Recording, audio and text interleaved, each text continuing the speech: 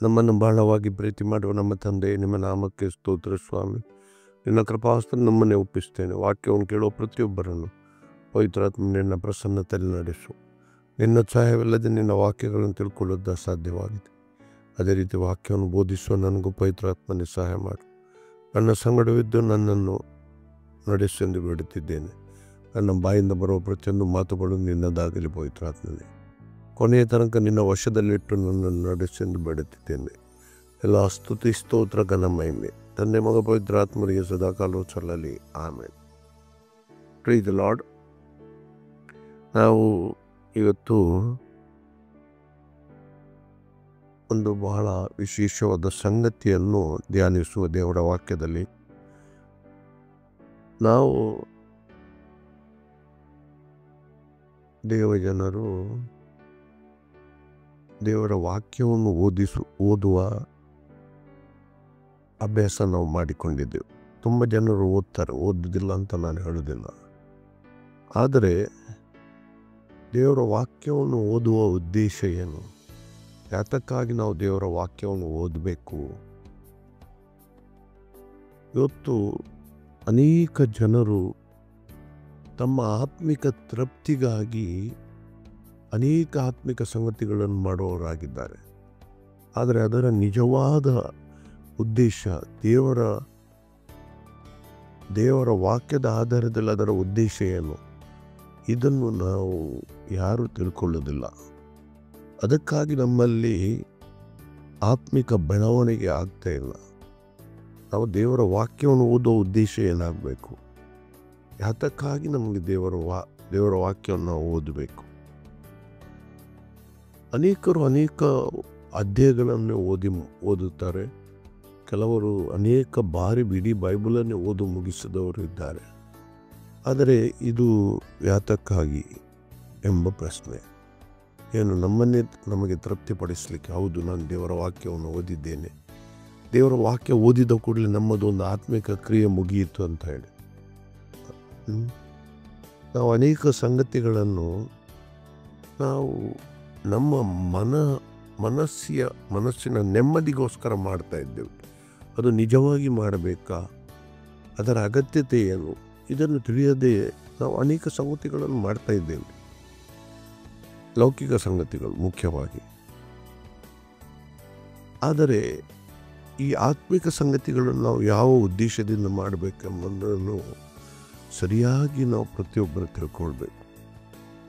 ದೇವರ ವಾಕ್ಯವನ್ನು ಒಂದು ಅಧ್ಯಾಯ ನಾವು ಓದಿದಾಗ ಹೌದು, ನಮಗೆಲ್ಲ ತಿಳಿಯಿತು, ಇದು ಹೀಗೀಗೆ ಆಗಿದೆ, ಹೀಗೆ ಆಗ್ತದೆ ಅಂತ ನಾವು ಒಂದು ಚಿಂತನೆಗೆ ಬರ್ತೇವೆ.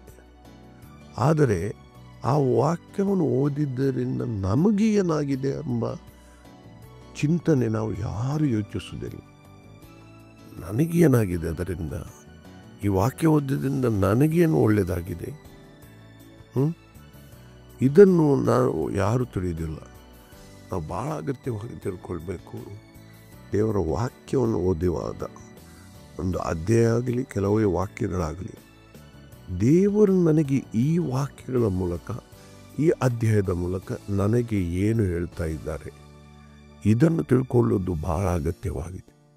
ಯಾಕೆಂದರೆ ದೇವರು ವಾಕ್ಯಗಳ ಮೂಲಕ ನಮ್ಮೊಂದಿಗೆ ಮಾತಾಡೋ ದೇವರಾಗಿದ್ದಾರೆ. ಬಹಳ ಅಗತ್ಯವಾಗಿ ತಿಳ್ಕೊಳ್ಬೇಕು. ಇಲ್ಲಿ ನಾವು ಇವತ್ತು ಹಳೆಯ ಒಡಂಬಡಿಕೆಯಲ್ಲಿ ಒಂದು ಪ್ರಸಂಗವನ್ನಿಟ್ಟು ದೇವರ ವಾಕ್ಯವನ್ನು, ದೇವರ ಮಾತನ್ನು, ದೇವರ ಶಬ್ದವನ್ನು ಕೇಳುವುದು ಹೇಗೆ, ಇದರ ವಿಷಯದಲ್ಲಿ ನಾವು ನೋಡೋಣ. ಇಲ್ಲಿ ಭಾಳ ಅಗತ್ಯವಾಗಿ ನಾವು ನೋಡ್ತೇವೆ, ಮೋಶೆಯೊಂದಿಗೆ ದೇವರು ನೇರವಾಗಿ ಮಾತಾಡಿದರು. ಈಗ ಹಳೆ ಒಡಂಬಡಿಕೆಯಲ್ಲಿ ದೇವರು ನೇರವಾಗಿ ಜನರೊಂದಿಗೆ ಮಾತಾಡ್ತಿದ್ದರು, ಪ್ರವಾದಿಗಳ ಮೂಲಕ, ಅಥವಾ ಕೆಲವು ಸಾರಿ ದೇವರು ಯಾವುದೇ ಒಂದು ಕಾರ್ಯಕ್ಕೆ ಯಾರೋ ಒಬ್ಬನನ್ನು ಆರಿಸಿಕೊಂಡಾಗ ಅವರಲ್ಲಿ ನೇರವಾಗಿ ದೇವರು ಮಾತಾಡ್ತಿದ್ದರು. ದೇವರ ಸ್ವರ ಮನುಷ್ಯರಿಗೆ ಸ್ಪಷ್ಟವಾಗಿ ಕೇಳಿಸ್ತಾ ಇತ್ತು. ಆದರೆ ಈಗ ನಾವು ಹೊಸ ಒಡಂಬಡಿಕೆಯಲ್ಲಿ ಬಹಳ ಅಗತ್ಯವಾಗಿ ನಾವು ತಿಳ್ಕೊಳ್ಬೇಕು, ದೇವರು ಕೇಳುವ ಒಂದು ಸ್ವರದಲ್ಲಿ ಮಾತಾಡೋದಿಲ್ಲ ಅಂತ ನಾನು ಹೇಳೋದಿಲ್ಲ, ನನಗೆ ಗೊತ್ತಿಲ್ಲ. ನನ್ನಲ್ಲಿ ಆ ರೀತಿ ನನಗೆ ಮಾತಾಡಿದ್ದು ಕೇಳಲಿಲ್ಲ. ನಾನು ಪ್ರತಿಯೊಂದು ಸಾರಿ ದೇವರ ವಾಕ್ಯದ ಮೂಲಕ ದೇವರು ನನ್ನೊಂದಿಗೆ ಮಾತಾಡ್ತಾರೆ. ಯಾಕೆಂದರೆ ದೇವರು ತನ್ನ ವಾಕ್ಯವನ್ನು ಕೊಟ್ಟಿದ್ದಾರೆ. ಈಗ ನೇರವಾಗಿ ಮಾತಾಡುವ ದೇವರಿಗೆ ಅಗತ್ಯ ಇರಲಿಲ್ಲ. ಹಳೆ ಒಡಂಬಡಿಕೆಯಲ್ಲಿ ನಾವು ನೋಡಿದರೆ ಅವರಿಗೆ ಇಡೀ ದೇವರ ವಾಕ್ಯಗಳು ಇರಲಿಲ್ಲ. ಆವಾಗ ಅವರಿಗೆ ವಿದ್ಯಾಭ್ಯಾಸ ಇರಲಿಲ್ಲ, ಅವರಿಗೆ ಆ ಪುಸ್ತಕಗಳೇ ಇರಲಿಲ್ಲ ಆ ಸಮಯದಲ್ಲೆಲ್ಲ. ಆದ್ದರಿಂದ ದೇವರು ನೇರವಾಗಿ ಮಾತಾಡಬೇಕಾಗಿತ್ತು. ಈಗ ನಮಗೆ ದೇವರ ವಾಕ್ಯ ಕೊಟ್ಟಿದ್ದಾರೆ. ದೇವರ ವಾಕ್ಯದ ಮೂಲಕ ನಮ್ಮೊಂದಿಗೆ ಮಾತಾಡ್ತಾರೆ. ನಾನು ಒಂದು ದೊಡ್ಡ ಸೇವಕರ ಹತ್ರ ಒಂದು ಸಲ ಪ್ರಶ್ನೆ ಕೇಳಿದ್ದೆ. ಅವರು ಹೇಳಿದರು, ನನಗೆ ದೇವರು ಮಾತಾಡಿದರು, ದೇವರು ಹೀಗೆ ಹೇಳಿದರು, ದೇವರು ಹಾಗೆ ಹೇಳಿದರು. ಅನೇಕ ಪ್ರಸಂಗದಲ್ಲಿ ಅನೇಕ ಸಂಗತಿಗಳನ್ನು ಮಾತಾಡಿದರು. ನಾನು ಪ್ರಸಂಗ ಆದ ಮೇಲೆ ಅವರ ಹತ್ರ ಒಂದು ಪ್ರಶ್ನೆ ಕೇಳಿದೆ, ನಿಮಗೆ ದೇವರು ಹೇಗೆ ಮಾತಾಡಿದರು? ಅವರ ಸ್ವರ ನಿಮಗೆ ಸ್ಪಷ್ಟವಾಗಿ ಕೇಳಿಸಿದ, ಅಥವಾ ಮನಸ್ಸಿನಲ್ಲಿ ಅವರ ಒಂದು ದೇವರ ಸ್ವರದ ಚಿಂತನೆಗಳು ಬಂತ, ಅಥವಾ ನಿಮ್ಮ ಹೃದಯದಲ್ಲಿ ದೇವರು ಮಾತಾಡಿದರು ಅಂತ, ಅಥವಾ ಸ್ಪಷ್ಟವಾಗಿ ನಿಮಗೆ ಕೇಳಿಸುವ ಶಬ್ದದಲ್ಲಿ ದೇವರು ಮಾತಾಡಿದರು? ಅವರು ಆಗ ಹೇಳಿದರು, ಇಲ್ಲ, ನನಗೆ ದೇವರು ವಾಕ್ಯದ ಮೂಲಕ ಮಾತಾಡಿದರು. ಆದ್ದರಿಂದ ನಾವು ಈ ಹೊಸ ದೇಹದಲ್ಲಿ ದೇವರು, ಹೊಸ ಒಡಂಬಡಿಕೆಯಲ್ಲಿ ದೇವರು ತನ್ನ ವಾಕ್ಯಗಳ ಮೂಲಕ ನಮ್ಮೊಂದಿಗೆ ಮಾತಾಡ್ತಾ ಇದ್ದಾರೆ. ಈಗ ಇಲ್ಲಿ ನಾವು ದೇವರು ಮೋಶೆಯೊಂದಿಗೆ ಮಾತಾಡುವ ಒಂದು ಪ್ರಸಂಗವನ್ನು ಇಲ್ಲಿ ನಾವು ನೋಡೋಣ. ಅದು ವಿಮೋಚನಾ ಕಾಂಡದಲ್ಲಿ ನಾವು ನೋಡ್ತೇವೆ.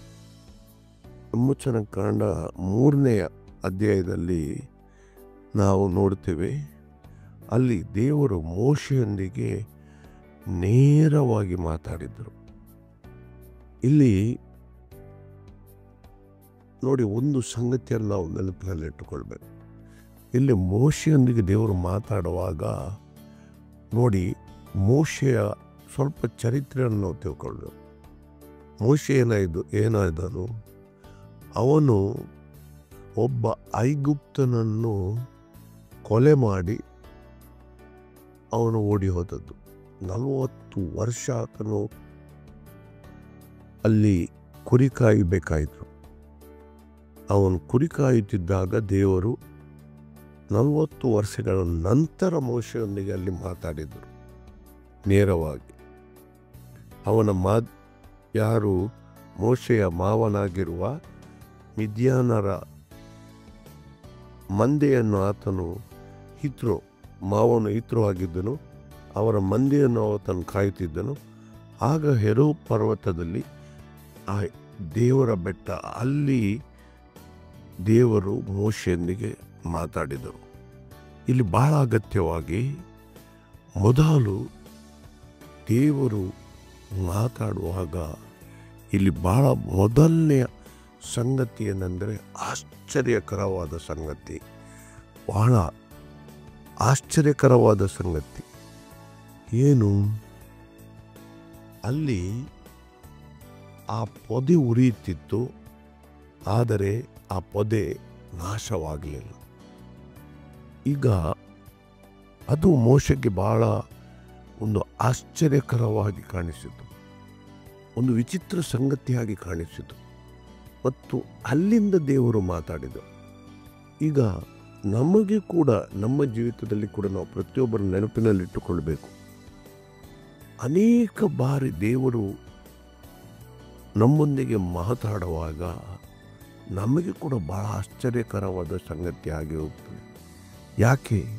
ಯಾಕೆಂದರೆ ದೇವರ ಸಂಗತಿಗಳು ನಮ್ಮ ಆಲೋಚನೆಗಿಂತ ಮೀರಿ ಇರುವ ಸಂಗತಿಗಳು. ಅದು ನಮ್ಮ ಆಲೋಚನೆಗೆ ಎಟಕುವ ಸಂಗತಿಗಳಲ್ಲ. ಅದಕ್ಕಾಗಿ ನಮಗೆ ಆಶ್ಚರ್ಯ ಆಗ್ತದೆ. ಈಗ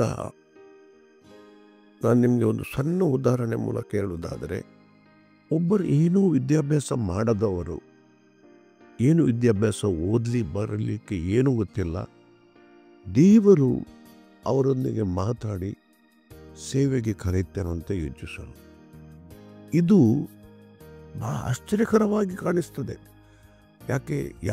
ಯಾರನ್ನು ದೇವರು ಕರೆದಿದ್ದಾನೆ ಅವರಿಗೆ ಆಶ್ಚರ್ಯಕರ. ಇವತ್ತು ವಿದ್ಯಾಭ್ಯಾಸವಿಲ್ಲದೆ ದೇವರ ಸೇವೆ ಮಾಡೋದು ಅಸಾಧ್ಯ ಅಂತ ಹೇಳಿ ನಮ್ಮ ಜ್ಞಾನದಿಂದ ನಾವು ತಿಳ್ಕೊಂಡವರಾಗಿದ್ದೇವೆ.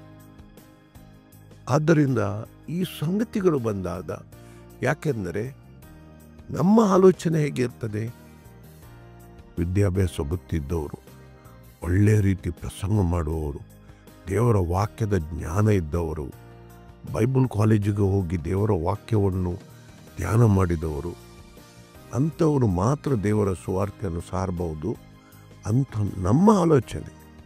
ಆದ್ದರಿಂದ ಆ ಪರಿಸ್ಥಿತಿಯಲ್ಲಿ ನಮಗೆ ಅದು ಆಶ್ಚರ್ಯಕರವಾಗಿ ಕಾಣ್ಬೋದು.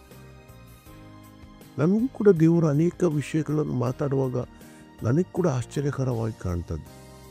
ಯಾಕೆಂದರೆ ನಮ್ಮ ಆಲೋಚನೆಗಳು ಗಳಿಗಿಂತ ದೇವರ ಆಲೋಚನೆ ಮತ್ತು ಕಾರ್ಯಗಳು ನಮ್ಮ ಆಲೋಚನೆಗಿಂತ ಮಿಗಿಲಾದದ್ದಾಗಿದೆ. ಅದರಿಂದ ಅಲ್ಲಿ ನೋಡಿ, ಮೋಶೆ ಆ ಪೊದೆಯನ್ನು ನೋಡಿದಾಗ ಅವನು ಬಹಳ ಆಶ್ಚರ್ಯಪಟ್ಟನು. ಯಾಕೆಂದರೆ ಅವನು ಪೊದೆಗಳನ್ನು ಅನೇಕ ನೋಡಿದ್ದಾನೆ. ಅವನು ಕುರಿ ಕಾಯುವವನು. ಬೇಸಿಗೆಗಾಲದಲ್ಲಿ ಅಲ್ಲಿ ಬೆಂಕಿ ಬಿದ್ದು ಪೊದೆಗಳು ಉರಿಯುವುದನ್ನು ಅವನು ನೋಡಿರ್ಬೋದು. ಆದರೆ ಉರಿಯುವ ಪೊದೆಗಳು ಅಲ್ಲಿ ಸುಟ್ಟು ಹೋಗ್ತಿದ್ದವು. ಆದರೆ ಇಲ್ಲಿ ಆ ಹೆರೇಬ್ ಪರ್ವತದಲ್ಲಿ, ಹೋರೇಬ್ ಪರ್ವತದಲ್ಲಿ ಆತನು ಆ ಪೊದೆಯನ್ನು ನೋಡಿದಾಗ ಅದು ಉರಿತಿತ್ತು, ಆದರೆ ಸುಟ್ಟು ಹೋಗಲಿಲ್ಲ. ಆದ್ದರಿಂದ ಅವನು ಆಶ್ಚರ್ಯಪಟ್ಟನು. ಬಹಳ ಆಶ್ಚರ್ಯಕರವಾಗಿ ಆತನಿಗೆ ಅನಿಸಿತು. ಎರಡನೇ ಸಂಗತಿ ಇಲ್ಲಿ ನಾವು ನೋಡಿದರೆ, ಸ್ಪಷ್ಟ ವೈಯಕ್ತಿಕವಾಗಿ ದೇವರು ಮೋಶೆಯೊಂದಿಗೆ ಮಾತಾಡಿದರು. ಏನು ನೋಡಿ, ನಾನು ನಿನ್ನನ್ನು ಐಗುಪ್ತ ದೇಶಕ್ಕೆ ಕಳಿಸ್ತೇನೆ, ಇಸ್ರಾಯೇಲ್ ಜನರನ್ನು ಗುಲಾಮತನದಿಂದ ಬಿಡಿಸಲಿಕ್ಕೆ ಅಂತ. ದೇವರು ಅಲ್ಲಿ ಸ್ಪಷ್ಟ ವೈಯಕ್ತಿಕವಾಗಿ ಯಾರಿಗೆ? ಮೋಶೆಗೆ ಹೇಳ್ತಾ ಇದ್ದೇನೆ, ಮೋಶೆಯನ್ನು ದೇವರು ಕಳಿಸ್ತೇನೆ ಅಂತ. ಅದರಿಂದ ದೇವರು ನಮ್ಮೊಂದಿಗೆ ಮಾತಾಡುವಾಗ ಕೂಡ ದೇವರು ಸ್ಪಷ್ಟವಾಗಿ ವೈಯಕ್ತಿಕವಾಗಿ ನಮ್ಮೊಂದಿಗೆ ಮಾತಾಡ್ತಾರೆ. ಯಾವುದೇ ಗಲಿಬಿಲಿ ಅಥವಾ ಯಾವುದೇ ಕನ್ಫ್ಯೂಷನ್ ಅಂತ ನಾವು ಹೇಳ್ತೇವೆ, ಆ ರೀತಿ ಇರುವುದಿಲ್ಲ.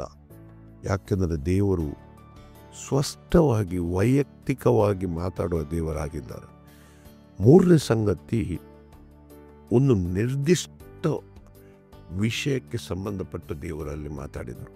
ಅಲ್ಲಿ ನಾವು ನೋಡ್ತೇವೆ, ನೋಡಿ ಏನು, ನಾನು ನಿನ್ನನ್ನು ಕಳಿಸುತ್ತೇನೆ. ಸ್ಪೆಸಿಫಿಕ್ ಅಂತ ಹೇಳ್ತೇವೆ ನಾವು, ನಿರ್ದಿಷ್ಟ ಸಂಗತಿ ಏನು? ದೇವರು ಮೋಶೆಯನ್ನು ಐಗುಪ್ತ ದೇಶಕ್ಕೆ ಕಳಿಸ್ತಾರಂತೆ. ಆದ್ದರಿಂದ ಇಲ್ಲಿ ನಾವು ಸ್ಪಷ್ಟವಾಗಿ ತಿಳ್ಕೊಳ್ಬೇಕು, ದೇವರ ವಾಕ್ಯವನ್ನು ಓದುವಾಗ ದೇವರು ನಿರ್ದಿಷ್ಟವಾಗಿ ಯಾವ ಸಂಗತಿಯ ವಿಷಯದಲ್ಲಿ ನಮ್ಮೊಂದಿಗೆ ಮಾತಾಡ್ತಾನೆ, ಇದನ್ನು ನಾವು ತಿಳ್ಕೊಳ್ಬೇಕಾಗುತ್ತೆ. ಏನಿರ್ಬೋದು ಎಂಬ ಭಾವನೆ ನಾವು ತಿಳ್ಕೊಳ್ಬೇಕಾಗುತ್ತೆ. ಅದರಿಂದ ಖಾಲಿ ಓದಿ ಹೋಗುವುದರಿಂದ ಏನು ಪ್ರಯೋಜನ ಇಲ್ಲ. ಅಲ್ಲಿ ನಿರ್ದಿಷ್ಟವಾಗಿ ದೇವರು ಏನಾದರೂ ನಮ್ಮೊಂದಿಗೆ ಆ ವಾಕ್ಯದ ಮೂಲಕ ದೇವರು ಯಾಕೆ ಈ ಸಂಗತಿಯನ್ನು ಯಾವ ಉದ್ದೇಶದಿಂದ ನನ್ನೊಂದಿಗೆ ಮಾತಾಡ್ತಾನಂತ ಹೇಳಿ. ಮೂರನೆಯದ್ದು, ಅಲ್ಲಿ ನಾಲ್ಕನೇ ಸಂಗತಿ ಏನೆಂದರೆ, ಆತನು ದೇವರು ಮೋಶೆಯನ್ನು ಉತ್ಸಾಹಪಡಿಸ್ತಾನೆ. ಕೇವಲ ಅಲ್ಲಿ ಹೋಗಲಿಕ್ಕೆ ಹೇಳಿದ್ದು ಮಾತ್ರ ಅಲ್ಲ, ನಾನು ಇಸ್ರಾಯೇಲ್ ಜನರನ್ನು ನಿನ್ನ ಮೂಲಕ ಫರೋವನ ಗುಲಾಮತನದಿಂದ ಬಿಡುಗಡೆಗೊಳಿಸುತ್ತೇನೆ ಅಂತೇಳಿ. ಯಾಕೆ ಮೋಶೆಗೆ ಉತ್ಸಾಹ ಉಂಟಾಯಿತು? ಯಾಕೆಂದರೆ ಮೋಶೆ, ನೀವು ಚರಿತ್ರೆ ನೋಡಿದರೆ ಅವನಿಗೆ ಇಸ್ರಾಯೇಲ್ ಜನರ ಮೇಲೆ ಬಹಳ ಕನಿಕರ ಇತ್ತು. ಅವನು ಇಸ್ರಾಯೇಲ್ ಜನರನ್ನು ಕಷ್ಟಪಡಿಸುವ ಸಂಬಂಧ ಇಲ್ಲ. ಅದಕ್ಕೆ ವಾಕ್ಯ ನೋಡಿಬೇಕಾದರೆ 2ನೇ ಅಧ್ಯಾಯ 12ನೇ ವಾಕ್ಯಕ್ಕೆ ನಾವು ಹೋಗೋಣ. ಅಲ್ಲಿ ನೋಡಿ, ಮೋಶೆ ದೊಡ್ಡವನಾದ ಮೇಲೆ ಸ್ವಜನರ ಬಳಿಗೆ ಹೋಗಿ ಇವರ ಬಿಟ್ಟಿ ಕೆಲಸಗಳನ್ನು ನೋಡುತ್ತಿದ್ದನು.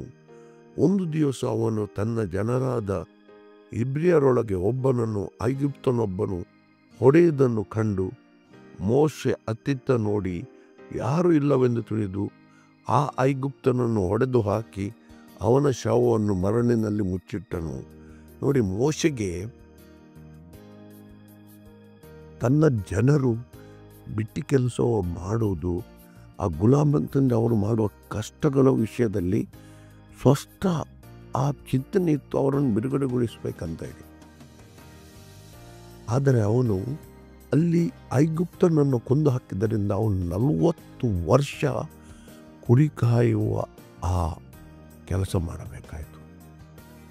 ತಿಳಿತಲ್ಲ, ಅವನಲ್ಲಿ ಆ ಚಿಂತನೆ ಇತ್ತು, ತನ್ನ ಜನರು ಕಷ್ಟದಲ್ಲಿದ್ದಾರೆ, ನಮ್ಮವರು ಕಷ್ಟ ಸಂಕಟದಲ್ಲಿದ್ದಾರೆ, ಈ ಜನರಿಗೆ ಬಿಡುಗಡೆ ಕೊಡಬೇಕು ಎಂಬ ಚಿಂತನೆ ಅವನಲ್ಲಿತ್ತು. ಅದಕ್ಕಾಗಿ ಆ ಜನರನ್ನು ದೇವರು ಬಿಡುಗಡೆಗೊಳಿಸ್ತೇನೆ ಅಂತ ಹೇಳುವಾಗ ಮೋಶೆಗೆ ಒಂದು ಉಲ್ಲಾಸದಾಯಕ ಅಥವಾ ಒಂದು ಪ್ರೋತ್ಸಾಹಜನಕ ಚಿಂತನೆಯಾಗಿ ಆಯಿತು. ಅದೇ ರೀತಿಯಾಗಿ ದೇವರು ಕೂಡ ನಮ್ಮನ್ನು ಪ್ರೋತ್ಸಾಹ ಪಡಿಸುವ ದೇವರಾಗಿದ್ದಾರೆ. ನಮ್ಮೊಂದಿಗೆ ಮಾತಾಡುವಾಗ ಆತನು ಮಾಡಲಿರುವ ಕೆಲಸ, ಆ ಯೋಜನೆ, ಆ ಕ್ರಿಯೆಗಳ ಮೂಲಕ ನಮ್ಮನ್ನು ಆತನು ಪ್ರೋತ್ಸಾಹ ಪಡಿಸುತ್ತಾನೆ. 5ನೇ ಸಂಗತಿಯಲ್ಲಿ ನಾವು ಏನು ನೋಡಬೇಕು? ಅಲ್ಲಿ ಆ ಗಂಭೀರತೆ ನೋಡಿ. ಅಲ್ಲಿ ದೇವರು ಸುಮ್ಮನೆ ಮೋಶೆಗೆ ನೀನು ಹೋಗ್ಬೇಕಂತ ಹೇಳಿದನು. ನೀನು ಖಂಡಿತವಾಗಿ ನೀನು ಹೋಗಬೇಕು ಇಲ್ಲಿ ಐಗುಪ್ತ ದೇಶಕ್ಕೆ ಅಂತ ಹೇಳಿ.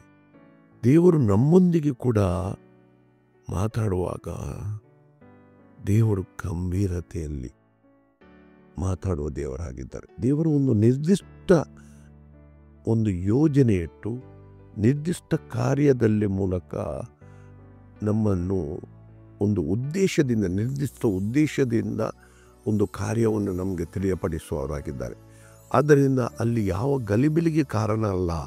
ನಾವು ಆ ನಿರ್ದಿಷ್ಟ ಕೆಲಸದ ವಿಷಯದಲ್ಲಿ, ಒಂದು ನಿರ್ದಿಷ್ಟ ಯೋಜನೆ ವಿಷಯದಲ್ಲಿ ದೇವರು ನಮ್ಮೊಂದಿಗೆ ಮಾತಾಡುವಾಗ ನಮಗೆ ಅರ್ಥ ಆಗುವ ವಿಷಯದಲ್ಲಿ ಮತ್ತು ಅಲ್ಲಿ ಏನು ಆ ಉದ್ದೇಶ ಅದನ್ನು ಸ್ಪಷ್ಟವಾಗಿ ತಿಳಿಯಪಡಿಸುವ ದೇವರಾಗಿದ್ದಾರೆ. ನೋಡಿ, ದೇವರು ನಮ್ಮನ್ನು ಪ್ರೀತಿ ಮಾಡಿದ್ದಾರೆ, ನಮ್ಮನ್ನು ಪ್ರೀತಿಸುವ ದೇವರಾಗಿದ್ದಾರೆ. ತನ್ನ ಮಗನನ್ನೇ ಕೊಟ್ಟು ದೇವರು ನಮ್ಮನ್ನು ಪಾಪದ ಬಂಧನದಿಂದ ಬಿಡುಗಡೆಗೊಳಿಸಿದ್ದಾನೆ. ನಮಗೆ ಪಾಪ ಕ್ಷಮಾಪಣೆಯನ್ನು ಒದಗಿಸಿಕೊಟ್ಟಿದ್ದಾನೆ. ಈಗ ದೇವರು ನಮ್ಮನ್ನು ಕೇವಲ ನಮಗೆ ಏನಾದರೂ ಒಳ್ಳೆಯ ಸಂಗತಿಗಳು ನಡೆದಾಗ ಮಾತ್ರ ದೇವರು ನಮ್ಮನ್ನು ಪ್ರೀತಿಸುತ್ತಾನೆ ಅಂತ ಯೋಚಿಸುವುದಲ್ಲ. ಕಷ್ಟಗಳ ಮೂಲಕ ಕೂಡ ದೇವರು ನಮ್ಮನ್ನು ತನ್ನ ಪರಿಶುದ್ಧತೆಯಲ್ಲಿ ಮತ್ತು ಯಾವುದೇ ಒಂದು ಉದ್ದೇಶವನ್ನಿಟ್ಟು ನಮ್ಮನ್ನು ಆ ಕಷ್ಟಗಳಲ್ಲಿ ದೇವರು ನಮ್ಮ ಜ್ಞಾನದಲ್ಲಿ ನಮಗೆ ಅಥವಾ ನಮ್ಮ ತಿಳುವಳಿಕೆಯನ್ನು ಹೆಚ್ಚಿಸಲು ಆ ಕಷ್ಟಗಳ ಮೂಲಕ ನಮಗೆ ದೇವರು ಕಷ್ಟಗಳನ್ನು ಕೊಡೋದು. ಯಾಕೆ ನೋಡಿ, ನಾವು ಪ್ರತಿಯೊಬ್ಬರು ಯೋಚಿಸ್ತೇವೆ, ನಮಗೆ ಕಷ್ಟಗಳಿದ್ದರೆ ಅನುಭವ ಉಂಟಾಗ್ತದೆ. ಆ ಕಷ್ಟಗಳ ಮೂಲಕ ಕಷ್ಟ ಇದ್ದರೆ ಮಾತ್ರ ನಿಮಗೆ ನಿಮ್ಮ ಜೀವಿತದಲ್ಲಿ ಒಂದು ವಸ್ತುವಿನ ಮೌಲ್ಯ ಏನಂತ ಗೊತ್ತಾಗ್ತದೆ ಅಂತ ಹೇಳಿ. ನಾವು ಕಷ್ಟಗಳನ್ನು ದಾಟಿ ಬಂದಾಗ ಮುಂದೆ ಭವಿಷ್ಯದಲ್ಲಿ, ಈಗ ಕಷ್ಟ ಇದ್ದರೂ ಕೂಡ ಮುಂದೆ ಭವಿಷ್ಯದಲ್ಲಿ ನಾವು ಜಯಶೀಲರಾಗ್ತೇವೆಂಬ ಚಿಂತನೆ ಇರ್ತದೆ. ನೋಡಿ, ಈಗ ದೇವರು ದಾವೀದನನ್ನು ಕರೆಯುವಾಗ ಕುರಿ ಕಾಯುತ್ತಿದ್ದನು. ಅವನನ್ನು ಕರೆದು ಅಲ್ಲಿ ಸಿಂಹಾಸನ ಮೇಲೆ ನೇರವಾಗಿ ಕೂತ್ಕೊಳ್ಳಿಸಲಿಲ್ಲ. ದಾವೀದನು ಎಷ್ಟು ವರ್ಷ ಕಷ್ಟಪಡಬೇಕಾಯಿತು, ಕಾಡಲ್ಲಿ ತಪ್ಪಿಸಿಕೊಂಡು ಓಡಿ ಯುದ್ಧದ ವಿಷಯದ. ಯಾಕೆ ಈ ಎಲ್ಲ ಸಂಗತಿಗಳು ದಾವೀದನು ತಿಳ್ಕೊಳ್ಬೇಕಾಯಿತು? ಯಾಕೆಂದರೆ ಆತನು ರಾಜ ಸಿಂಹಾಸನದ ಮೇಲೆ ಕೂಡಬೇಕಾಗಿದೆ. ಆದ್ದರಿಂದ ದಾವೀದನಿಗೆ ಕಷ್ಟ ಕೊಟ್ಟಾಗ ದಾವೀದನು ಹಾಗೆ ಯೋಚಿಸಿದನು, ಇಲ್ಲ, ಅದರ ಮೂಲಕ ಆತನು ಹೇಗೆ ಯುದ್ಧ ಮಾಡಬಹುದು, ಏಕೆ ಎಲ್ಲ ಪರಿಣತಿಯನ್ನು ಆತನು ಸಂಪಾದಿಸಿಕೊಂಡನು. ಆದ್ದರಿಂದ ದೇವರು ಕೂಡ ಒಂದು ನಿರ್ದಿಷ್ಟ ಆಲೋಚನೆಯ ಮೂಲಕ ಒಂದು ಸ್ಪಷ್ಟವಾದ ಆಲೋಚನೆ ಮತ್ತು ಕಾರ್ಯದ ಮೂಲಕ ನಮ್ಮೊಂದಿಗೆ ಮಾತಾಡ್ತಾರೆ. ಈಗ ಇಲ್ಲಿ ನೋಡಿ, ಮೋಶೆಗೆ ದೇವರು ನೀನು ಐಗುಪ್ತ ದೇಶಕ್ಕೆ ಹೋಗಬೇಕು ಫರೋನ ಹತ್ರ ಅಂತ ಹೇಳಿದಾಗ ಮೋಶೆ ಭಯಪಟ್ಟನು. ಭಯ ಉಂಟಾಯಿತು ಅವನಿಗೆ, ಹೆದರಿಕೆ. ಇದು ಒಂದು 5ನೇ ಅಂಶ ನಾವು ತಿಳ್ಕೊಳ್ಬೇಕು. ಇಲ್ಲಿ ಯಾಕೆಂದ್ರೆ ಅವನು ಸೈನ್ಯ ಅಷ್ಟು ಬಲಿಷ್ಠವಾದ ಸೈನ್ಯ ಇತ್ತು. ಆಗ ಮೋಶೆ ಏನು ಹೇಳ್ತಾನೆ, ನಾನು ಯಾರು ಇಂಥ ದೊಡ್ಡ ಕಾರ್ಯಕ್ಕೆ ನಾನು ಎಷ್ಟನೋನಂತ ಹೇಳಿ. ಅಲ್ಲಿ ದೇವರ ವಾಕ್ಯದಲ್ಲಿ ನಾವು ಅದನ್ನು 3ನೇ ವಿಮೋಚನಾ ಕಾಂಡ ಅಲ್ಲಿ 3ನೇ ಅಧ್ಯಾಯದಲ್ಲಿ ನಾವು ನೋಡ್ತೇವೆ. ನೋಡಿ 11ನೇ ವಾಕ್ಯ ನೋಡಿ. ಮೋಶೆ ದೇವರಿಗೆ ಫರೋವನ ಸನ್ನಿಧಾನಕ್ಕೆ ಹೋಗುವುದಕ್ಕೂ ಇಸ್ರಾಯೇಲರನ್ನು ಐಗುಪ್ತ ದೇಶದಿಂದ ಕರೆಕೊಂಡು ಬರುವುದಕ್ಕೂ ನಾನು ಎಷ್ಟನವನೆಂದು ಹೇಳಿದನು. ಮೋಶೆ ದೇವರಿಗೆ ಹೇಳ್ತಾನೆ, ನಾನು ಎಷ್ಟನವನು. ಯಾಕೆ ಅವನು ಹೆದರಿದನು? ಯಾಕೆಂದರೆ ಐಗುಪ್ತ ದೇಶದ ಫರೋವನ ಸೈನ್ಯ ಅಷ್ಟು ಬಲಿಷ್ಠವಾಗಿತ್ತು. ಇವರು ಇಸ್ರಾಯೇಲರಲ್ಲಿ ಗುಲಾಮರಾಗಿದ್ದರು. ಅದು ಮೋಶೆಗೆ ಯೋಚಿಸಲಿಕ್ಕೆ ಕೂಡ ಸಾಧ್ಯ ಇಲ್ಲದ ಸಂಗತಿ. ದೇವರವನೊಂದಿಗೆ ಮಾತಾಡಿದಾಗ ಅದು ಅವನಿಂದ ಆಗದ ಸಂಗತಿ. ಅದಕ್ಕಾಗಿ ಅಲ್ಲಿ ಮೋಶೆ ಏನು ಹೇಳ್ತಾನೆ, ನಾನು ಎಷ್ಟನವನಂತ ಅವನಿಗೆ ಹೆದರಿಕೊಂಡನು. ಈಗ ಅನೇಕ ಬಾರಿ ನಾವು ಕೂಡ ನಮಗೆ ಕೆಲವು ಸಂಗತಿಗಳು ದೇವರು ಕೆಲವು ಕಾರ್ಯಗಳನ್ನು ನಡೆಸಲಿಕ್ಕೆ ದೇವರು ಹೇಳುವಾಗ ನಮಗೆ ಕೂಡ ಹೆದರಿಕೆ ಉಂಟಾಗ್ಬೋದು. ಅದು ನಮ್ಮಿಂದ ಸಾಧ್ಯವೋ ಅಂತ. ಆದರೆ ದೇವರು ನಮ್ಮೊತ್ತಿಗೆ ಇದ್ದಾಗ ನಾವು ನೋಡಿ, ಅಲ್ಲಿ ಮೋಶೆ ಕೂಡ ದೇವರು ಏನು ಹೇಳ್ತಾನೆ ಮಾತು ನೋಡಿ. ಅಲ್ಲಿ ಮೋಶೆ ಪ್ರಶ್ನೆ ಕೇಳ್ತಾನೆ, ಏನು? ನಾನು ಐಗುಪ್ತ ದೇಶಕ್ಕೆ ಹೋಗಿ ಫರೋನ ಸಂಗಡ ಏನು ಹೇಳಲಿ ಅಂತ ಹೇಳಿ. ಆಗ ದೇವರು ಹೇಳ್ತಾರೆ, ಯಾರು ಕಳಿಸ್ಕೊಟ್ಟದ್ದಂತ ಹೇಳಿ ಅಂತ ಹೇಳ್ತಾರೆ. ಆಗ ದೇವರು ಏನು ಹೇಳ್ತಾರೆ, ನಾನು ಸರ್ವಶಕ್ತನಾದ ದೇವರು, ಭೂಪರಲೋಕಗಳ ಸೃಷ್ಟಿಕರ್ತನಾದ ನಾನು ನಿನ್ನನ್ನು ಕಳಿಸಿಕೊಟ್ಟಿದ್ದೇನೆ ಅಂತ ಹೇಳು. ಅಲ್ಲಿ ಐ ಆಮ್ ಅಂತ ಹೇಳ್ತಾರೆ ಆ ಇಬ್ರು ಭಾಷೆಯಲ್ಲಿ. ಅಂದರೆ ಅಂಥ ಸರ್ವಶಕ್ತನಾದ ದೇವರೇ ಕಳಿಸಿಕೊಟ್ಟಿದ್ದಾನಂತೆ. ಅದು ಅಲ್ಲಿ ಆ ಸಂಗತಿಯಾಗಿದೆ. ಅಂದರೆ ಏನು? ಈಗ ಅಲ್ಲಿ ಮೋಶೆಯ ಬಲ ಪರಾಕ್ರಮದಿಂದ ಮೋಶೆ ಬಿಡುಗಡೆಗೊಳಿಸುವುದಲ್ಲ, ಅಲ್ಲಿ ದೇವರು ಅವನೊಂದಿಗಿದ್ದು ಕಾರ್ಯ ಮಾಡ್ತಾರೆ. ಅದೇ ರೀತಿಯಾಗಿ ನಮ್ಮ ಜೀವಿತದಲ್ಲಿ ದೇವರು ನಮ್ಮನ್ನು ಒಂದು ವಿಷಯಕ್ಕೆ ಅಥವಾ ಒಂದು ಕಾರ್ಯಕ್ಕೆ ದೇವರು ಕರೆದಾಗ ನಾವು ನಮ್ಮ ಬಲದಿಂದ, ನಮ್ಮ ಜ್ಞಾನ ಆಧಾರ ಅಥವಾ ನಮ್ಮ ಶಕ್ತಿಯನ್ನು ಆಧಾರ ಮಾಡಿಕೊಂಡು ನಾವು ಯಾವತ್ತೂ ಆ ಚಿಂತನೆಯಲ್ಲಿ ಹೋಗುವುದಲ್ಲ. ಇದಕ್ಕಾಗಿ ಅನೇಕ ಜನರು ಸೇವೆಯಲ್ಲಿ ಸಮಸ್ಯೆಗಳನ್ನು ಎದುರಿಸುತ್ತಾರೆ. ಏನು ಮಾಡ್ತಾರೆ? ಕರೆಯುವಿಕೆ ದೇವರದ್ದು ಹೌದಂತ ಹೇಳಿ ಸ್ವೀಕರಿಸ್ತಾರೆ. ಆದರೆ ತಮ್ಮ ಜ್ಞಾನದಿಂದ ಮತ್ತು ತಮ್ಮ ಶಕ್ತಿಯಿಂದ ಆ ಸೇವೆ ನಡೆಸಲಿಕ್ಕೆ ಹೋಗ್ತಾರೆ. ಇಲ್ಲಿ ತಪ್ಪಿ ಬೀಳೋದು ಬಹಳ ಅಗತ್ಯ. ಇಲ್ಲಿ ನಾವು ತಿಳ್ಕೊಳ್ಬೇಕು. ನೋಡಿ, ಇಲ್ಲಿ ದೇವರು ಮೋಶೆಗೆ ಏನು ಹೇಳ್ತಾನೆ, ನಾನು ನಿನ್ನೊಂದಿಗಿದ್ದೇನೆ. ಇಲ್ಲಿ ದೇವರು ಮಾಡುವ ಕಾರ್ಯ.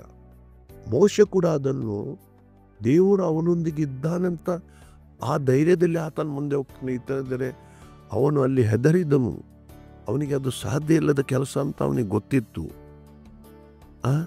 ಆದ್ದರಿಂದ ದೇವರು ನಮ್ಮನ್ನು ಕರೆದಾಗ ಯಾವುದೇ ಒಂದು ಕಾರ್ಯಕ್ಕೆ ಆಗಲಿ ದೇವರು ತನ್ನ ವಾಕ್ಯದ ಮೂಲಕ ನಮ್ಮೊಂದಿಗೆ ಮಾತಾಡಿ ಒಂದು ಕಾರ್ಯಕ್ಕೆ ಕರೆದಾಗ ದೇವರು ನಮ್ಮೊಂದಿಗೆ ಇರ್ತಾನೆ ಎಂಬ ಒಂದು ಚಿಂತನೆಯಲ್ಲಿ ಗಟ್ಟಿಯಾಗಿ ನಾವು ಇರಬೇಕಾಗಿದೆ. ಯಾವ ಹೆದರುವ ಅಗತ್ಯ ಇಲ್ಲ. ಅದಕ್ಕೆ ಸಂಬಂಧಪಟ್ಟು ನೋಡಿ ಒಂದು ವಾಕ್ಯ ನಾವು ನೋಡೋಣ. ಅದು ಹಳೆ ಒಡಂಬಡಿಕೆಯಲ್ಲಿದ್ದು ಬಿಟ್ಟು ಹೊಸ ಒಡಂಬಡಿಕೆಯಲ್ಲಿ ಕೂಡ ಇದೆ. ಇಬ್ರಿಯರಿಗೆ ಬರೆದ ಪತ್ರಿಕೆ 13ನೇ ಅಧ್ಯಾಯ, ಅಲ್ಲಿ ಕೊನೆಯ ನೋಡಿ 13ನೇ ಅಧ್ಯಾಯ 5 ಮತ್ತು 6 ವಾಕ್ಯ ನೋಡಿ. ಇವುಗಳಲ್ಲಿ ತೃಪ್ತರಾಗಿದೆ. ನಾನು ನಿನ್ನನ್ನು ಎಂದಿಗೂ ಕೈ ಬಿಡುವುದಿಲ್ಲ, ಎಂದಿಗೂ ತೊರೆಯುವುದಿಲ್ಲ ಎಂದು ದೇವರು ತಾನೇ ಹೇಳಿದ್ದಾನೆ. ನೋಡಿ, ದೇವರು ನಮ್ಮನ್ನು ಕರೆದ ಮೇಲೆ ದೇವರು ಎಂದಿಗೂ ನಮ್ಮನ್ನು ಕೈ ಬಿಡುವುದಿಲ್ಲ, ನಾವು ತೊರೆಯುವುದಿಲ್ಲ ಎಂಬ ಒಂದು ದೃಢ ವಿಶ್ವಾಸ ಮತ್ತು ದೇವರ ವಾಗ್ದಾನ ಯಾವತ್ತೂ ನಮ್ಮಲ್ಲಿರ್ತದೆ. ಅದರಿಂದ ನಾವು ಹೆದರಬೇಕೆಂದ ಅಗತ್ಯ ಇಲ್ಲ. ಮೋಶೆ ಕೂಡ ದೇವರು ಏನು ಹೇಳಿದರು? ನಾನು ನಿನ್ನೊಂದಿಗಿದ್ದೇನೆ, ನಾನಿದ್ದೇನೆ ಅಂತ ಹೇಳಿ. ಆದ್ದರಿಂದ ದೇವರು ಇದನ್ನು ನಾವು ಧರ್ಮೋಪದೇಶ ಕಾಂಡದಲ್ಲಿ ಕೂಡ ಈ ವಾಕ್ಯ ನೋಡ್ತೇವೆ. ದೇವರು ಇಸ್ರಾಯೇಲ್ ಸಂಗಡ ನಾನು ನಿಮ್ಮೊಂದಿಗಿದ್ದೇನೆ ಅಂತ ಹೇಳಿ. ಈಗ ಇಲ್ಲಿ ಭಾಳ ಅಗತ್ಯವಾಗಿ ನಾವು ಪ್ರತಿಯೊಬ್ಬರು ತಿಳ್ಕೊಳ್ಬೇಕು. ನಾವು ಮಾಡುವ ಅಗತ್ಯತೆ ಏನು? ಒಂದು ಅಗತ್ಯತೆ ಇಲ್ಲಿ ಇದೆ. ನಾವು ಮಾಡುವ ಅಗತ್ಯತೆ ಏನು? ಇಲ್ಲಿ ಮೋಶೆಗೆ ಕೂಡ ದೇವರಲ್ಲಿ ಮಾತಾಡುವಾಗ ಮೋಶೆಗೆ ಒಂದು ಕಾರ್ಯ ಹೇಳಿದರು ದೇವರು. ಏನು? ನಿನ್ನ ಕೆರಗಳನ್ನು ತೆಗೆದಿಡು, ಯಾಕೆಂದರೆ ಇದು ಪರಿಶುದ್ಧವಾದ ಸ್ಥಳ ಅಂತ ಹೇಳಿ ಕೆರಗಳನ್ನು ತೆಗೆದು ಬಿಡು. ಅದು ಮೋಶೆ ಮಾಡಬೇಕಾದ ಸಂಗತಿಯಾಗಿತ್ತು. ಅದೇ ರೀತಿಯಾಗಿ ದೇವರು ಯಾವುದೇ ಒಂದು ಯೋಜನೆಗಳನ್ನು ನಮಗೆ ಕೊಡುವಾಗ ನಾವು ಮಾಡಬೇಕಾದ ಸಂಗತಿ ಇದೆ. ಅದನ್ನು ದೇವರು ಸ್ಪಷ್ಟವಾಗಿ ನಮಗೆ ತಿಳಿಯಪಡಿಸುತ್ತಾರೆ. ಆದ್ದರಿಂದ ನಾವು ಮಾಡಬೇಕಾದ ಸಂಗತಿಯನ್ನು ನಾವು ಸಂಪೂರ್ಣ ವಿಧೇಯರಾಗಿ ಮಾಡಬೇಕಾಗಿದೆ. ಅದನ್ನು ನಾವು ಮನಸ್ಸಿನಲ್ಲಿಟ್ಟುಕೊಳ್ಳಬೇಕು. ಆದ್ದರಿಂದ ಆ ವಿಧೇಯರಾಗಿ ಮಾಡಬೇಕು. ದೇವರು ನಮ್ಮನ್ನು ಹಂತ ಹಂತವಾಗಿ ದೇವರು ಬೆಳೆಸುವ ದೇವರಾಗಿದ್ದಾರೆ. ಮೊದಲು ನಾವು ದೇವರನ್ನು ಕೇಳುವವರಾಗಬೇಕು, ದೇವರ ಸ್ವರಕ್ಕೆ ಕಿವಿಕೊಡುವವರಾಗಬೇಕು, ಮತ್ತು ದೇವರನ್ನು ಬೇಡುವವರಾಗಬೇಕು. ದೇವರ ಮಕ್ಕಳಾಗಿ ದೇವರ ಸ್ವರಕ್ಕೆ ಕಿವಿಕೊಟ್ಟು ದೇವರಿಗೆ ವಿಧೇಯರಾಗಿ ನಡೆಯುವುದು ಅಗತ್ಯ. ಹಂತ ಹಂತವಾಗಿ ಇದು ಒಂದೇ ಸಾರಿ ಯಾವ ಕೆಲಸಗಳು ನಡೆಯುವುದಿಲ್ಲ. ಇದರಿಂದವಾಗಿ ನಾವು ಆ ಕರೆಯುವಿಕೆಯ ದೇವರು ನಮ್ಮೊಂದಿಗೆ ಮಾತಾಡಿದ ಆ ಸಂಗತಿಗಳನ್ನು ಅಥವಾ ಆ ಯೋಜನೆಯಲ್ಲಿ ನಾವು ಸರಿಯಾಗಿ ಕಾರ್ಯನಿರ್ವಹಿಸಲಿಕ್ಕೆ ಸಾಧ್ಯ ಆಗ್ತದೆ.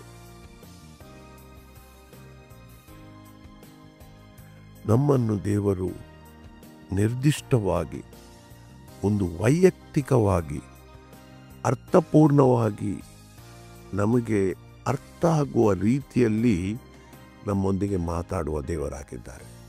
ಯಾಕೆಂದರೆ ದೇವರು ಯಾವತ್ತೂ ಗಲಿಬಿಲಿಗೆ ಕಾರಣರಲ್ಲ.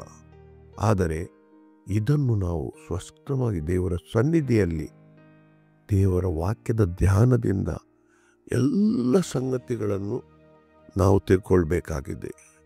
ಇದು ನಮಗೆ ಈ ಮೋಶೆಯೊಂದಿಗೆ ದೇವರು ಮಾತಾಡಿದ ಈ ಪ್ರಸಂಗದಿಂದ ನಾವು ತಿಳ್ಕೊಳ್ತೇವೆ. ಈ ಒಂದು ಸನ್ನಿವೇಶದಲ್ಲಿ ನಾವು ತಿಳ್ಕೊಳ್ತೇವೆ. ಈಗ ನಾವು ಹೊಸ ಒಡಂಬಡಿಕೆಯಲ್ಲಿದ್ದೇವೆ. ಇಲ್ಲಿ ದೇವರು ನಮ್ಮನ್ನು ತನ್ನ ಆತ್ಮನ ಮೂಲಕ ಬಲಪಡಿಸಿದ್ದಾನೆ. ದೇವರು ನಮ್ಮನ್ನು ತನ್ನ ಆತ್ಮನಿಂದ ತುಂಬಿ ನಮ್ಮನ್ನು ಬಲಪಡಿಸುವ ದೇವರಾಗಿದ್ದಾರೆ. ನಾವು ಕ್ರಿಸ್ತನ ಮೇಲೆ ನಂಬಿಕೆ ಇಟ್ಟಾಗ ನಮ್ಮ ಎಲ್ಲ ಪಾಪ ಪರಿಹಾರವಾಗಿ ನಾವು ದೇವರ ಮಕ್ಕಳಾಗಿ ಹೊಸ ಸೃಷ್ಟಿಗಳಾಗಿ ತನ್ನ ಆತ್ಮನ ಬಲದಿಂದ ನಮ್ಮನ್ನು ದೇವರು ನಡೆಸೋರಾಗಿದ್ದಾರೆ. ಆದ್ದರಿಂದ ಯಾವ ಸಂಗತಿಗೆ ನಾವು ಹೆದರಬೇಕಾದ ಅಗತ್ಯ ಇಲ್ಲ.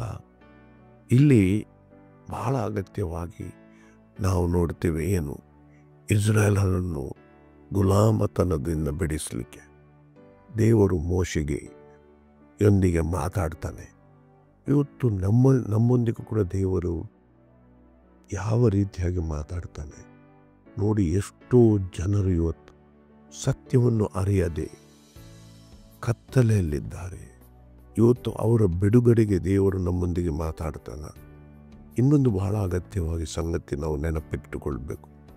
ಸಣ್ಣ ಸಣ್ಣ ಸಂಗತಿಗಳಲ್ಲಿ ನಾವು ಸ್ಪಷ್ಟವಾಗಿ ದೇವರ ವಾಕ್ಯದ ಮೂಲಕ ದೇವರು ನಮ್ಮೊಂದಿಗೆ ಮಾತಾಡಿದಾಗ ಆತನಿಗೆ ವಿಧೇಯರಾಗಿ ನಡೆಯಲಿದರೆ ದೇವರು ದೊಡ್ಡ ಸಂಗತಿಗಳನ್ನು ನಮಗೆ ವಹಿಸಿಕೊಡುವವನಾಗಿದ್ದಾನೆ.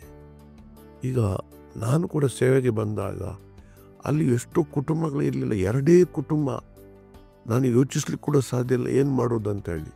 ಆ 2 ಕುಟುಂಬದ ಸೇವೆಯಿಂದ ನಾವು ಪ್ರಾರಂಭ ಮಾಡಿದ್ದು. ದೇವರು ಅದ್ಭುತ ರೀತಿಯಲ್ಲಿ ಇವತ್ತು ನಡೆಸ್ತಾ ಇದ್ದಾನೆ.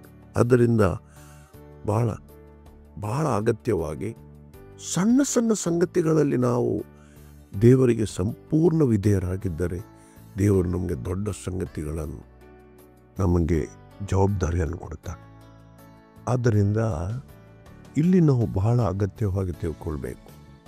ಒಂದು, ದೇವರ ವಾಕ್ಯವನ್ನು ಓದುವಾಗ ಅದರ ಮೂಲಕ ನನಗೆ ಏನು ದೇವರು ಮಾತಾಡಲಿಕ್ಕೆ ಇಚ್ಛಿಸ್ತಾನೆ, ಅಥವಾ ಇದರಿಂದ ನಾನು ಏನು ತಿಳ್ಕೊಳ್ಬೇಕಾಗಿದೆ, ದೇವರು ನನ್ನನ್ನು ಏನು ಮಾತಾಡ್ತಾನೆ, ಇದನ್ನು ತಿಳ್ಕೊಂಡಾಗ ನಮಗೆ ಆ ವಾಕ್ಯವನ್ನು ಓದಿದ್ದು ಅರ್ಥಪೂರ್ಣವಾಗಿ ಸಾಧ್ಯ ಆಗ್ತದೆ. ಕೊನೆಯದಾಗಿ ನಾವು ಇಲ್ಲಿ ನೋಡೋಣ. ನೋಡಿ, ಇಲ್ಲಿ ಈ ಒಂದು ಇಡೀ ಪ್ರಸಂಗದ ಮೂಲಕ ದೇವರು ಆ ಮೋಶೆಯೊಂದಿಗೆ ಮಾತಾಡಿದಾಗ ನೋಡಿ, ಆ ಇಸ್ರಾಯೇಲ್ ಜನರ ಬಿಡುಗಡೆಗೋಸ್ಕರ ದೇವರು ಮೋಶೆಗೆ ಹೇಳ್ತಾನೆ, ನಾನು ನಿನ್ನೊಂದಿಗೆ ಇದ್ದೇನೆ, ನಾನು ನಿನ್ನೊಂದಿಗೆ ಇರುವೆನು ಅಂತ ಹೇಳಿ. ಆ ಕಾರ್ಯ ನೋಡಿ, ಮೋಶೆಯ ಜ್ಞಾನಕ್ಕೆ ಎಟಕದ್ದು. ಅವನು ಒಬ್ಬನೇ, ಅರಣ್ಣನ್ನು ಕೂಡ ಮತ್ತೆ ದೇವರು ಕಳಿಸಿದ್ದ ಅವನೊಟ್ಟಿಗೆ. ಆದರೆ ಒಬ್ಬ ವ್ಯಕ್ತಿಯಿಂದ ಇಂತಹ ದೊಡ್ಡ ಶಕ್ತಿಶಾಲಿಯಾಗಿ ದೊಡ್ಡ ಸೈನ್ಯ ಇರುವ ಆ ಐಗುಪ್ತ ದೇಶದ ಫರೋವನ ಗುಲಾಮತನದಿಂದ ಆ ಇಸ್ರಾಯೇಲ್ ಜನರನ್ನು ಬಿಡಿಸುವುದು ನೋಡಿ. ಈ ಆಲೋಚನೆಗಳು ಒಬ್ಬ ಮನುಷ್ಯರ ಆಲೋಚನೆಗೆ ಮಿಗಿಲಾದ ಆಲೋಚನೆ. ದೇವರ ಕಾರ್ಯಗಳು ಅದೇ ರೀತಿಯಾಗಿ, ದೇವರಿಗೆ ಅಸಾಧ್ಯವಾದ ಯಾವುದಿಲ್ಲ. ಈ ಮಾತುಗಳನ್ನು ದೇವರು ಮೋಶೆಯೊಂದಿಗೆ ಮಾತಾಡಿದ್ದನು. ಆತನು ಬಲಪಡಿಸಿದನು. ಆತನಿಗೆ ವಾಗ್ದಾನ ಮಾಡಿದನು, ಏನು, ಆ ಜನರನ್ನು ನಾನು ಬಿಡಿಸಿ ತರುತ್ತೇನೆ. ಎಂಥ ಕಾರ್ಯಗಳನ್ನು ಮಾಡಿದನು ನೋಡಿ. ದೇವರು ಈ ಕಾರ್ಯವನ್ನು ಮಾಡಿ ಮುಗಿಸಿದ್ದಾನೆ. ಅದೇ ರೀತಿಯಾಗಿ ಇವತ್ತು ಕೂಡ ದೇವರು ನಮಗೆ ಅನೇಕ ವಾಗ್ದಾನಗಳನ್ನು ಕೊಡ್ತಾನೆ. ಈ ವಾಗ್ದಾನವನ್ನು ದೇವರು ಸ್ಪಷ್ಟವಾಗಿ ತನ್ನಿಂದ ನಡೆಸಲು ಶಕ್ತನಾದ ಕಾರ್ಯಗಳಾಗಿವೆ ವಿನ ಅದು ಆಗ್ತದೋ ಇಲ್ಲವೋ ಎಂಬ ಚಿಂತನೆಯಲ್ಲಿ ಅಲ್ಲ. ದೇವರು ಸ್ಪಷ್ಟವಾಗಿ ನಮ್ಮೊಂದಿಗೆ ಮಾತಾಡುವಾಗ ಆ ಕಾರ್ಯವನ್ನು ನಡೆಸಲಿಕ್ಕೆ ಶಕ್ತನಾದ ದೇವರು. ಆತನಿಗೆ ಅಸಾಧ್ಯವಾದ ಯಾವುದಿಲ್ಲ. ಇವತ್ತು ನಾವು ಅನೇಕ ಬಾರಿ ಪ್ರಾರ್ಥನೆ ಮಾಡುವಾಗ ಇಡೀ ದೇಶದ ಬಿಡುಗಡೆ ಸಾಧ್ಯವಾ ಅಂತ ಹೇಳಿ, ದೇವರಿಗೆ ಅಸಾಧ್ಯವಾ? ಯಾವುದಿಲ್ಲ. ಒಂದು ವೇಳೆ ದೇವರು ನಮಗೆ ಆ ಹಂತಕ್ಕೆ ನಮ್ಮನ್ನು ಕರೆಯುವುದಾದರೆ ಇಡೀ ರಾಜ್ಯದಲ್ಲಿ, ಇಡೀ ದೇಶದಲ್ಲಿ ಒಂದು ಉಜ್ಜೀವನವನ್ನು ದೇವರಿಗೆ ಖಂಡಿತ ಸಾಧ್ಯವಾಗುವ ಕೆಲಸ. ಆದರೆ ನಾವು ಸ್ಪಷ್ಟವಾಗಿ ತಿಳ್ಕೊಳ್ಬೇಕು, ಈಗ ಸಣ್ಣ ಸಣ್ಣ ಸಂಗತಿಗಳ ಮೂಲಕ ದೇವರು ನಮಗೆ ಪ್ರಾರ್ಥನೆಗೆ ಕರೆ ಕೊಡ್ತಾನ. ನಾವು ಇತರರಿಗೋಸ್ಕರ ಪ್ರಾರ್ಥನೆ ಮಾಡ್ತೇವ, ಆ ಒಂದು ಉಜ್ಜೀವನಕ್ಕೋಸ್ಕರ ನಾವು ಪ್ರಾರ್ಥನೆ ಮಾಡ್ತೇವ. ಇದು ಮೊದಲ ಹಂತದಲ್ಲಿ ನಾವು ತಿಳ್ಕೊಳ್ಬೇಕಾದ ಸಂಗತಿ. ಈ ಸಣ್ಣ ಸಣ್ಣ ಸಂಗತಿಗಳಲ್ಲಿ ದೇವರು ನಮ್ಮೊಂದಿಗೆ ಮಾತಾಡಿದಾಗ ನಾವು ದೇವರಿಗೆ ವಿಧೇಯರಾಗಿದ್ದರೆ ಮುಂದಿನ ದಿವಸಗಳಲ್ಲಿ ದೇವರು ಅನೇಕ ಮಹತ್ಕಾರ್ಯಗಳ ಮೂಲಕ ನಮ್ಮನ್ನು ನಡೆಸುವ ದೇವರಾಗಿದ್ದಾನೆ. ಸಣ್ಣ ಕಾರ್ಯಕ್ಕೆ ನಾವು ವಿಧೇಯರಾಗಿದ್ದರೆ ದೊಡ್ಡ ಕಾರ್ಯಗಳನ್ನು ಆತನು ಮಾಡುವವನಾಗಿದ್ದಾನೆ. ಅದರಿಂದ ನಾವು ಪ್ರತಿಯೊಬ್ಬರು ಸ್ವಸ್ಥವಾಗಿ ತಿಳ್ಕೊಳ್ಳೋಣ. ಒಂದು, ದೇವರು ನಿರ್ದಿಷ್ಟವಾಗಿ, ಒಂದು ವೈಯಕ್ತಿಕವಾಗಿ, ಯಾವುದೇ ಒಂದು ಗಲಿಬಿಲಿ ಇಲ್ಲದೆ ನಮ್ಮೊಂದಿಗೆ ಮಾತಾಡುವ ದೇವರಾಗಿದ್ದಾನೆ. ಇನ್ನೊಂದು ಸಂಗತಿ ನಾವು ನೆನಪಿನಲ್ಲಿಟ್ಟುಕೊಳ್ಬೇಕು. ದೇವರು ಒಂದು ಸಾರಿ ಒಂದು ಮಾತನ್ನು ಮಾತಾಡಿ ಇನ್ನೊಂದು ಸಾರಿ ತನ್ನ ಮಾತನ್ನು ಬದಲಾಯಿಸಲಿಕ್ಕೆ ಆತನು ನಮ್ಮ ಹಾಗೆ ಮನುಷ್ಯನಲ್ಲ. ದೇವರು ಒಂದು ಸಂಗತಿಯನ್ನು ಒಂದು ಸಾರಿ ಮಾತಾಡಿದರೆ ನಿರ್ದಿಷ್ಟವಾಗಿ ದೇವರು ಮಾತಾಡ್ತಾರೆ ಮತ್ತು ಅದನ್ನು ನೆರವೇರಿಸ್ತಾರೆ. ಪುನಃ ಬದಲಾವಣೆ ಮಾಡೋದಿಲ್ಲ. ಅದು ನಾವು, ಯಾಕೆಂದರೆ ನಾವು ಮನುಷ್ಯರು, ನಾವು ಆ ಚಿಂತನೆಯಲ್ಲಿದ್ದವರು. ನಾವು ಪ್ರತಿ ಸಾರಿ ನಮ್ಮ ಆಲೋಚನೆಗಳನ್ನು ಬದಲಾಯಿಸ್ತೇವೆ ಮತ್ತು ದೇವರು ನನಗೆ ಹೀಗೆ ಹೇಳಿದಾರಂತ ಹೇಳ್ತೇವೆ. ಇಲ್ಲ, ದೇವರು ನಿರ್ದಿಷ್ಟವಾಗಿ ಮಾತಾಡೋ ದೇವರಾಗಿದ್ದಾರೆ. ಆತನು ಎಂದಿಗೂ ಬದಲಾಗದ ದೇವರು. ಮತ್ತು ಆತನು ಕಾರ್ಯ ಸಾಧಿಸುವ ದೇವರಾಗಿದ್ದಾನೆ. ಆದ್ದರಿಂದ ನಾವು ದೇವರ ವಾಕ್ಯಗಳನ್ನು ಭಾಳ ಅಗತ್ಯವಾಗಿ ದೇವರು ನಮ್ಮೊಂದಿಗೆ ಆ ವಾಕ್ಯಗಳ ಮೂಲಕ ದೇವರು ನಮ್ಮೊಂದಿಗೆ ಏನು ಮಾತಾಡ್ತಾನೆ, ನಮಗೆ ಏನು ಕರೆಯುವಿಕೆ ಕೊಟ್ಟಿದ್ದಾನೆ, ಏನು ನಿದರ್ಶನ ಕೊಡುತ್ತಾನೆ, ನನಗೆ ಯಾವ ಕಾರ್ಯಕ್ಕೆ ಆತನು ಕರೆಯುತ್ತಾ ಇದ್ದಾನೆ, ಇದನ್ನು ಸ್ಪಷ್ಟವಾಗಿ ನಾವು ತಿಳ್ಕೊಂಡು ಅದನ್ನು ಹಂತ ಹಂತವಾಗಿ ನಾವು ಬೆಳೆದರೆ ದೇವರು ನಮ್ಮಲ್ಲಿ ಕಾರ್ಯಗಳನ್ನು ಸಾಧಿಸುವ ದೇವರಾಗಿದ್ದಾರೆ. ಆತನಿಗೆ ಯುಗ ಯುಗಾಂತರಗಳಲ್ಲಿ ಸ್ತುತಿ ಸ್ತೋತ್ರ ಸಲ್ಲಿಕೆ ಆಗಲಿ. ಆಮೇಲೆ